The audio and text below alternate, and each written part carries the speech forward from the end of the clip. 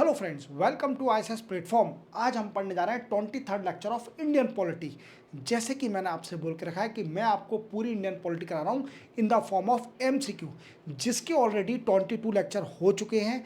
देख लीजिए। देखना कैसे है, इस वीडियो के डिस्क्रिप्शन में जाओ, सारे वीडियो की लिंक दी हुई है 22 लेक्चर की, स्टार्ट से देखना जिससे आपकी पॉलिटी स्ट्रॉन्ग हो जाए। क्लियर। आज हम पढ़ेंगे 23rd of lecture Indian polity related to council of minister part 2।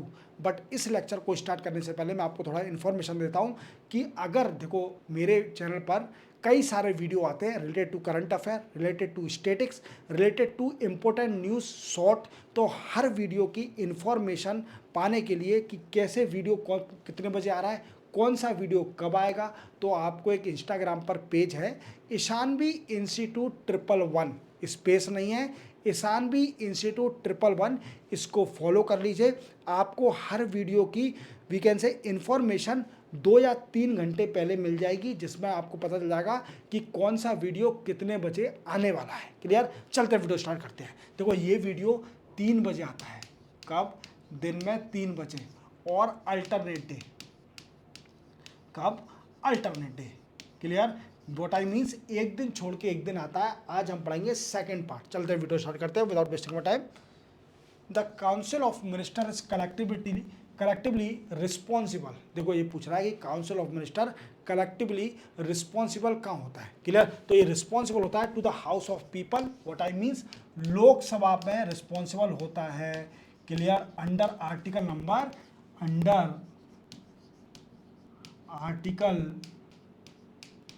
75 clause 3।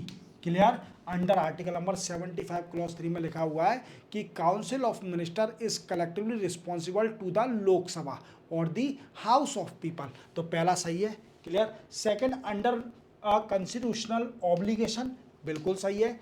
As per article 75 clause 3, article 75 clause 3 बिल्कुल सही है। एज पर आर्टिकल 74 क्लॉज 3, ऐसा कोई आर्टिकल ही नहीं है। 74 आर्टिकल तो है। There should be council of minister with prime minister at the head to aid and advice to president to function on their advice. Clear. But article number 74 clause 3 नहीं है, तो इसका आंसर क्या होगा? First, second, third, B answer है इसका। Clear. चलते बनाएंगे। The council of minister is responsible to, फिर से आ गया वही, council of minister Lok Sabha responsible होता है अंडर आर्टिकल नंबर, अगेन मैं लिख रहा हूं जिससे आपको याद हो जाए, under article number 75 clause 3। Clear. चलते बनाएंगे। Which of the following is not correct situation arising after resignation of the council of minister? ये पूछ रहा है कि काउंसिल ऑफ मिनिस्टर के रिजाइन करने के बाद कौन सी सिचुएशन क्रिएट नहीं होती, ये बताइए। देखो, the president will ask to continue till alternative arrangement, बिल्कुल सही है। वी कैन से जब तक दूसरी गवर्नमेंट नहीं बनती है तब तक प्रेसिडेंट पूछ सकता है कि आप रिज़ाइन तो हम आपका एक्सेप्ट कर रहे हैं, बट तब तक आप गवर्नमेंट में रहिए, तब तक काउंसिल ऑफ मिनिस्टर रहिए जब तक न्यू गवर्नमेंट नहीं बनती है। Clear.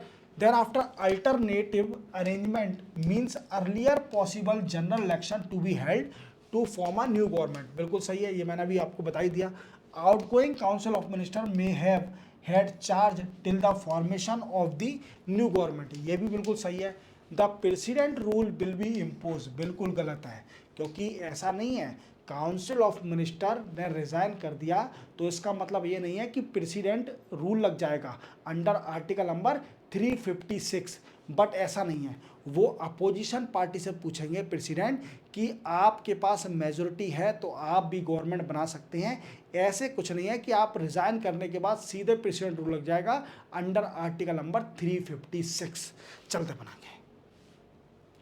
Union council of ministers collectively responsible to, फिर से आ गया वही क्वेश्चन, ओनली टू लोकसभा। ये भी क्वेश्चन याद रखना क्या है, अंडर आर्टिकल नंबर 75 क्लॉज 3 में लिखा गया है कि जो काउंसिल ऑफ मिनिस्टर है वो कलेक्टिवली रिस्पॉन्सिबल है सिर्फ ओनली लोकसभा के लिए, ना कि राज्यसभा, ना ही पार्लियामेंट, सिर्फ ओनली लोकसभा। ये कंफ्यूजिंग क्वेश्चन है, कई सारे बच्चे गलत कर जाते हैं। अगर पार्लियामेंट लिखा हो तो पार्लियामेंट पर लगा के मत आना, सिर्फ ओनली लोकसभा पर लगा के आना, क्योंकि council of minister is collectively responsible to the Lok Sabha. Clear, याद रखना, चलते बनाएंगे। Consider the following statement in the context of Indian polity, इसमें से कौन सा सही है statement? The union council of minister shall be collectively responsible to the Lok Sabha, again बार बार वही रिपीट हो रहा है, clear. There after union minister shell hold office during the pleasure of prime minister, not prime minister, clear. Article number 75 क्या कहता है? देखो article number 75 कहता है कि prime minister is appointed by the president and other minister is appointed by the president on the recommendation of the prime minister, clear. तो but pleasure of prime minister नहीं है, अपॉइंट कौन करता है? President करता है। अगर यहाँ पर प्रेसिडेंट लिखा होता तो ये सही होता, तो सेकंड गलत है, फर्स्ट सही है, only one is correct. Consider the following statement, इसमें से कौन सही है? Council of minister in the centre shall collectively responsible to the parliament, not parliament, clear. यहाँ लोकसभा आता तो ये सही होता, क्लियर, तो ये गलत हो गया, क्लियर। पार्लियामेंट आ जाए तो कंफ्यूज मत हो जाना, clear. Lok Sabha only to the Lok Sabha, clear, बार बार आपको बता रहा हूँ। The union minister shall hold office during the pleasure of president of India, बिल्कुल राइट है, प्रेसिडेंट ऑफ इंडिया के प्लेजर से है, क्योंकि अंडर आर्टिकल नंबर 75 में बोला गया है कि prime minister is appointed by the president and other minister is appointed by the president on the recommendation of prime minister, clear, clear, याद रखोगे। तो प्लेजर किसका है? प्रेसिडेंट अपॉइंट करता है। Prime minister shall communicate to president about the proposal for legislature, बिल्कुल सही है, under article number 78, under article number 78 में लिखा गया है कि प्राइम मिनिस्टर कम्युनिकेट करेगा प्रेसिडेंट को, सब बताएगा कि जो भी काउंसिल ऑफ मिनिस्टर के डिसीजन है, इवन जो भी अफेयर है, वो प्रेसिडेंट को इन्फॉर्मेशन देनी पड़ेगी। जैसे अभी पाकिस्तान और इंडिया के बीच में कुछ छोटा सा वार चला था, क्योंकि पाकिस्तान ने जल्दी हार मान ली थी, इसलिए जितने भी council of minister prime PM साहब प्रेसिडेंट के पास गए थे, मुर्मू मैम के पास, और पूरी सिचुएशन उनको क्लियर करी थी, क्योंकि ये कॉन्स्टिट्यूशन है कि आर्टिकल नंबर 78 में लिखा है कि prime minister should inform each and every affair of the we can say country to the president, clear. तो इसमें सही कौन सा होगा? सेकंड और थर्ड, बी। चलते पढ़ेंगे।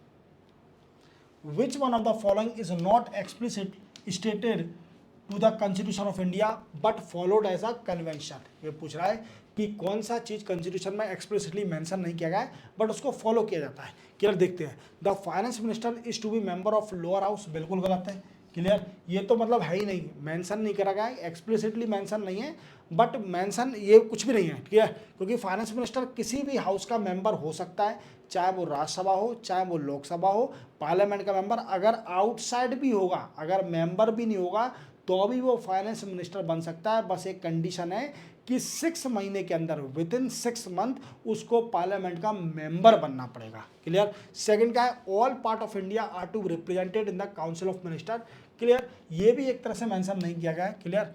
Prime minister has to resign if you lose the majority in the lower house, clear, ये सही है, क्लियर, ये सही है। प्राइम मिनिस्टर को रिजाइन करना पड़ेगा अगर वो लोअर हाउस में मेजोरिटी खो देता है, क्लियर, मेजोरिटी लूज कर देता है। देखो सुनो मेरी बात, क्या है कि ये तो मेंशन एक्सप्लिसिटली कॉन्स्टिट्यूशन में मेंशन नहीं किया गया है, बट हाँ रूल बुक में है, जो बिजनेस रूल बुक है, रूल ऑफ प्रोसीजर है, इसमें है।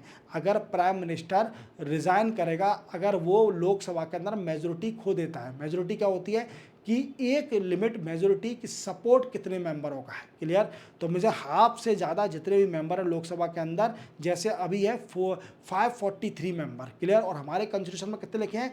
552 मेंबर लिखे हुए हैं कि मैक्सिमम 552 मेंबर हो सकते हैं लोकसभा के अंदर, बट अभी एट प्रेजेंट 543 मेंबर हैं, जिसमें से 530 मेंबर किसके हैं? स्टेट के हैं, और रिमेनिंग मेंबर यूनियन टेरिटरी के। याद रखना, ये भी मैं आपको आगे बताऊंगा जब पार्लियामेंट पढ़ाऊंगा। In the event of both the president and the vice president demitting office simultaneously before the end of the tenure, the speaker of the lower house of the parliament will officiated as president. क्या बकवास लिखी है, clear. सी अपना सही है, सी को explicitly mention नहीं किया है, बट रूल बुक में है, रूल ऑफ बिजनेस में और रूल ऑफ प्रोसीजर में। चलते बनाएंगे। Which of the following motion the council of minister India can move? देखो council of minister we can say government के होंगे, क्लियर, और अपोजिशन पार्टी तो फर्स्ट पार्लियामेंट में जो फर्स्ट बनी थी लोकसभा, वीकेंड से उसमें भी अपोजिशन पार्टी के कुछ मिनिस्टर बना दिए थे, बट अब ऐसा नहीं होता है। जो अपोजिशन रहती है वो अपोजिशन में बैठती है और जो मेजोरिटी में होते हैं जिनकी गवर्नमेंट होती है उन्हीं के काउंसिल ऑफ मिनिस्टर बनते हैं। तो council of minister no confidence motion तो पास नहीं करेंगे, वो पास करते हैं कॉन्फिडेंस मोशन। वीकेंड से अगर अपोजिशन पार्टी ने नो कॉन्फिडेंस मोशन पास कर दिया तो अपनी कॉन्फिडेंस मेजोरिटी को दिखाने के लिए वो कॉन्फिडेंस मोशन पास करते हैं। क्लियर, चलते बनाएंगे। After resigning whose permission does a minister require to give a statement in the Lok Sabha. अगर मानिए काउंसिल ऑफ मिनिस्टर, कोई मिनिस्टर है उसने रिजाइन कर दिया और या प्राइम मिनिस्टर ने बोल दिया प्रेसिडेंट से कि इनका रिजाइनेशन ले लीजिए, इनको सस्पेंड कर दीजिए लोकसभा से। क्लियर, इनको अब मिनिस्टर नहीं रखना, प्राइम मिनिस्टर ने बोल दिया, या रीसफल कर दिया तो उनको मेंबर बन गया, वो सिंपल। बट क्या है कि अगर उनको लोकसभा के अंदर स्टेटमेंट देना है तो उनको परमिशन किसकी लेनी पड़ेगी? तो उनको परमिशन लेनी पड़ेगी स्पीकर की। किसकी? स्पीकर की परमिशन लेनी पड़ेगी। स्पीकर की परमिशन, क्लियर, याद रखोगे, स्पीकर की परमिशन लेनी पड़ेगी। बट स्पीकर पर डिपेंड है कि अलाउ करे कि नहीं करे। ये जरूरी नहीं है, बाउंडेशन नहीं है स्पीकर पर कि आप बोल दिया कि मुझे बोलना है लोकसभा में कि ऐसा करना है। नहीं, बाउंडेशन नहीं है। स्पीकर आपको परमिशन देगा तो ही आप बोल सकते हैं। क्लियर, चलते पड़ेंगे। The number of Lok Sabha member require to table a no confidence motion against the council of minister. ये पूछ रहा है कि कितने मेंबर का सपोर्ट चाहिए अगर पार्लियामेंट में नो कॉन्फिडेंस मोशन पास करना है तो इसका आंसर है 50 मेंबर चाहिए। 50 मेंबर का सपोर्ट चाहिए अगर पार्लियामेंट के अंदर नो कॉन्फिडेंस मोशन पास करना है तो।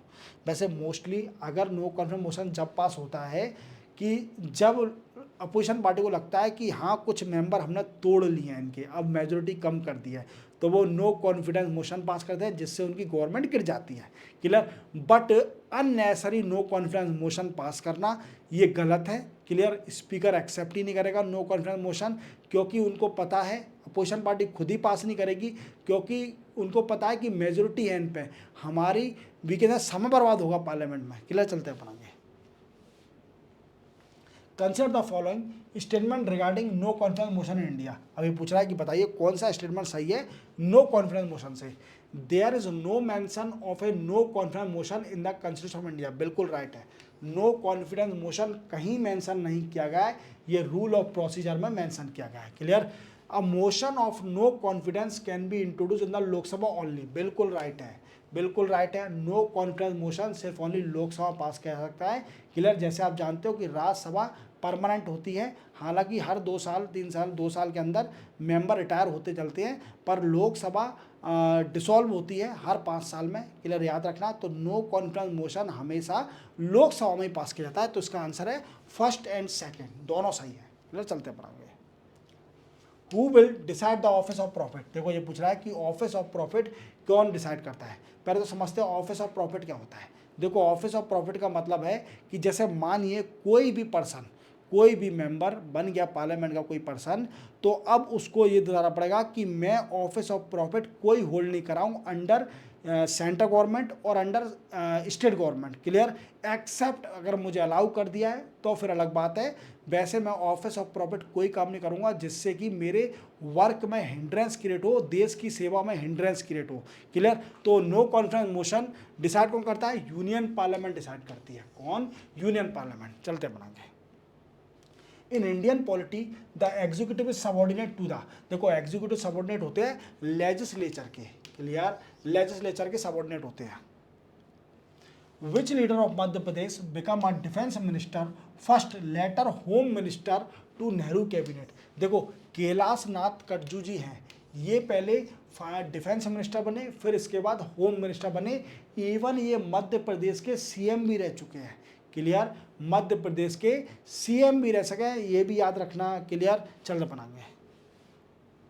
Who was first finance minister of independent India. पहले फाइनेंस मिनिस्टर इंडिपेंडेंट इंडिया के कौन थे? तो वो थे आर के सन्मुख चेट्टी। कौन? आर के सन्मुख चेट्टी। याद रखना, ये क्वेश्चन आता है कि पहले फाइनेंस मिनिस्टर कौन थे इंडिपेंडेंट इंडिया के? तो आर के सन्मुख चेट्टी। याद रखना, ये इंपॉर्टेंट है। चलते बनाएंगे। अब तो फैक्ट आएंगे। Who was law minister in the first cabinet of post independent India. देखो पोस्ट इंडिपेंडेंट इंडिया के पहले लॉ मिनिस्टर कौन बने थे? बी आर अम्बेडकर साहब बने थे। कौन? B R Ambedkar, father of the Indian constitution, यही बने थे पहले लॉ मिनिस्टर पोस्ट इंडिपेंडेंस। चलते पढ़ेंगे। Which one of the following term does not appear in the constitution of India. कौन सा टर्म मेंशन नहीं किया गया है कॉन्स्टिट्यूशन ऑफ इंडिया में? देखो बजट मेंशन नहीं किया गया है। बजट आप देखोगे पूरा कॉन्स्टिट्यूशन पढ़ लेना, आपको कहीं भी बजट वर्ड नहीं दिखेगा। तो फिर आपके मन में डाउट आएगा सर बजट के, फिर बजट पास क्यों होता है? देखो बजट को बोला जाता है एनुअल फाइनेंशियल स्टेटमेंट। क्या बोला जाता है? एनुअल फाइनेंस स्टेटमेंट बोला जाता है अंडर आर्टिकल नंबर 112। क्या 112 में एनुअल फाइनेंशियल स्टेटमेंट बोला जाता है। हालांकि इसको शॉर्ट में बोल दिया है बजट, बट ये कॉन्स्टिट्यूशन में कहीं भी मेंशन नहीं है ये वर्ड, याद रखना। चलते बनाएंगे। Which prime minister die outside India. कौन से प्राइम मिनिस्टर इंडिया के बाहर एक्सपायर हुए थे? देखो आपको याद होगा सेकंड प्राइम मिनिस्टर थे लाल बहादुर शास्त्री। कौन थे? लाल बहादुर शास्त्री। ये इनकी डेथ हो गई थी 1966 में। कहाँ पर? तस्कंद में। तस्कंद कहाँ पर है? कैपिटल है उज्बेकिस्तान की, कैपिटल उज्बेकिस्तान। हालांकि उस टाइम ये यूएसएसआर का पार्ट था। क्लियर? यूएसएसआर का पार्ट था। जैसे ही वी कैन से 1991 में जो भी क्या कहते हैं अपन यूएसआर का जब पार्ट हुए थे, कई सारी कंट्री बनी थी 1991 में कोल्ड वार खत्म होने के कारण, तो ये अलग कंट्री बन गई थी उज्बेकिस्तान। और तस्कंद इसकी कैपिटल है। यहीं हमारे लाल बहादुर शास्त्री एक्सपायर हुए थे, डायज हुए थे। अटैक का रीज़न दिया था, बट ये अभी तक कंट्रोवर्सी है क्योंकि कई सारी मूवी बन चुकी है इनके ऊपर कि इनकी डेथ कंट्रोवर्सी है, क्योंकि वहाँ पर पाकिस्तान से डिस्कशन चल रहा था और कुछ बताया जाता है कि इनको कुछ कंट्रोवर्सी, तो मैं स्टेटमेंट नहीं दूंगा, बताया जाता है कि इनको पॉइजन दे दिया था, कुछ ऐसा कुछ करा था, वो अलग बात है। बेटर है, चलते बनाए। Who amongst the following had never been the chief minister of any state before becoming the prime minister। देखो इनमें से बताना है हमें कि कौन से स्टेट के सीएम नहीं रहे हैं बट वो पीएम तो रहे हैं। देखो एच.डी. देवगौड़ा ये पीएम रहे हैं, कर्नाटका के सीएम रहे हैं। कहाँ के? कर्नाटका के सीएम रहे हैं। पी.वी. नरसिम्हा राव आंध्र प्रदेश के सीएम रहे हैं। कहाँ के? आंध्र प्रदेश के। और एलपीजी पी.वी. नरसिम्हा राव के टाइम में हुआ था लिबरलाइजेशन, प्राइवेटाइजेशन, ग्लोबलाइजेशन, जब फाइनेंस मिनिस्टर थे मनमोहन सिंह। क्लियर? मोरारजी देसाई ये बॉम्बे के सीएम रहे हैं।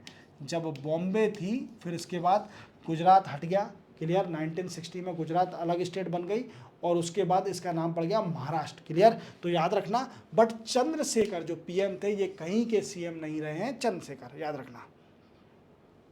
The word मंत्रिमंडल cabinet is mention only once in the constitution, that is in. अब ये पूछ रहा है कि कैबिनेट वर्ड हमारे कॉन्स्टिट्यूशन में कहीं भी नहीं है बट एक आर्टिकल में है, और वो आर्टिकल है article number 352, that is called a national emergency. क्या है? नेशनल इमरजेंसी में मेंशन किया गया है ये कैबिनेट वर्ड, क्योंकि क्या है, नेशनल इमरजेंसी प्रेसिडेंट तभी प्रोक्लेम कर सकते हैं जब कैबिनेट रिटर्न में प्रेसिडेंट को बोलेंगे। क्लियर? रिटर्न में आपको देना पड़ेगा कि हाँ भाई प्रेसिडेंट साहब आप प्रोक्लेम कर दो यहाँ पर इमरजेंसी। क्लियर? नेशनल इमरजेंसी अगर कैबिनेट रिटर्न में देती है तो ही emergency we can say impose करी जाएगी, नेशनल इमरजेंसी। बट यहीं पर कंट्रोवर्सी बनी थी इंदिरा गांधी साहब की, क्योंकि जब Indira Gandhi madam prime minister थी तब उन्होंने without any consultation with the cabinet वो इमरजेंसी इम्पोज कर दी थी।